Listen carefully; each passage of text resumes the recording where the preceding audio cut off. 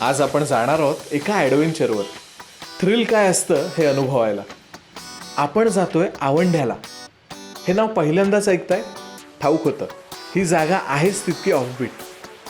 तर हा गड नाशिक जिल्ह्यात असलेल्या आड आवंढा आणि पट्टा रांगेतला एक. कळसुबाई शिखरावरून हा दिसतो सुद्धा. सिन्नर तालुक्याजवळ असलेला हा किल्ला मुंबईवरून 160 किलोमीटर तर पुण्याहून 200 किलोमीटरच्या अंतरावर आहे.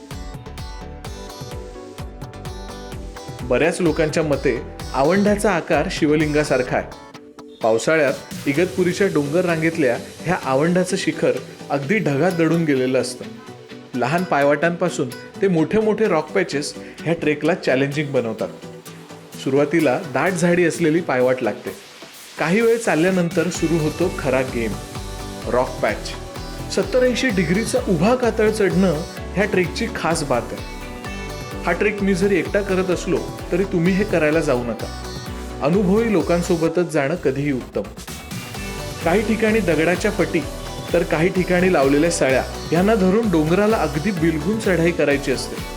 पावसाळ्यात हे करणं म्हणजे नेक्स्ट लेवल धाडस. आवंढ्या चढत असताना विचार येतो, त्या काळी मावळे किती सहजपणे ही चढाई करत असतील. आणि फक्त चढणंच नाही तर वर जाऊन युद्ध जिंकणं सुद्धा. त्यांना खरंच सॅल्यूट. सॉरी मुजरा. प्राचीन कोरीव पायऱ्यांचा साज लिहिलेला आवंढा आज प्रगतीच्या पवनचक्क्या फिरवतोय. वर एक मंदिर आहे, काही धान्याची कोठारं आहेत. हा गड सर करावा तो म्हणजे एकंदरीत प्रवास आणि वरून मिळणाऱ्या ऑसम व्ह्यू साठी. खाली उतरताना मागच्या बाजूने पायऱ्या आहेत, पण ती वाट मोडकळीस आली. पुरातन काळातल्या ह्या पायऱ्या वरून उतरताना जोरदार असा वारा लागतो. त्याचं थ्रिल पण काही वेगळंच.